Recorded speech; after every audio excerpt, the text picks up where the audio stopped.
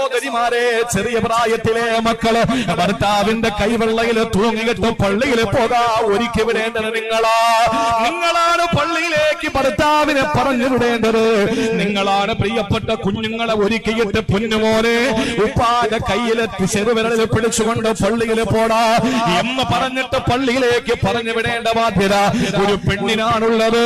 അത് ഹാജർ ബീവിയിൽ നിന്ന് നമുക്ക് മാതൃകയാണ്. സഹോദരങ്ങളെ, ഒന്നാമതായി എനിക്ക് പറയാനുള്ളത് സഹോദരിമാരോടാണ്. നാളത്തെ ഒരു തലമുറയെ നമ്മുടെ പള്ളിയിൽ കയറ്റേണ്ട ബാധ്യത സ്ത്രീകളിലാണ് അല്ലാഹു ഏൽപ്പിച്ചിട്ടുള്ളത്. സഹോദരങ്ങളെ, നമ്മുടെ മക്കളെ പള്ളിയിൽ കൊണ്ടുവരുമ്പോ ആ മക്കള് പള്ളിയിൽ ബഹളമുണ്ടാക്കുന്നു എന്ന് പറഞ്ഞിട്ട് മക്കളെ പള്ളിയിൽ നിന്ന് പടിയടച്ചു പിണ്ടം വെക്കുമ്പോ അതല്ല ശരി. പള്ളിയിലേക്ക് പോകുന്ന മക്കളെ കൈപിടിച്ചിട്ട് അവര് കളിക്കട്ടെ, അവര് ചിരിക്കട്ടെ, അവര് സന്തോഷിക്കട്ടെ, അവര് പള്ളിയിൽ ഓടിക്കോട്ടെ, ബഹളം വെച്ചോട്ടെ. അതിനിപ്പോ എന്താ പ്രശ്നം?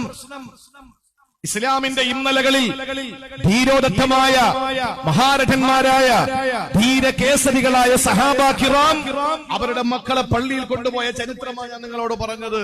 പിന്നെന്തിനാ നമ്മൾ മടിക്കുന്നത്? ഹസൻ ഹുസൈൻ റളിയല്ലാഹു അൻഹുമാ അഷ്റഫുൽ ഖൽഖിന്റെ രണ്ട് പ്രിയപ്പെട്ട പേരമക്കളാണ്. ഫാത്തിമത്ത് സഹറ റളിയല്ലാഹു അൻഹയുടെ പൊന്നുമക്കളല്ലേ, അലി റളിയല്ലാഹു അൻഹുവിന്റെ പൊന്നുമക്കളല്ലേ.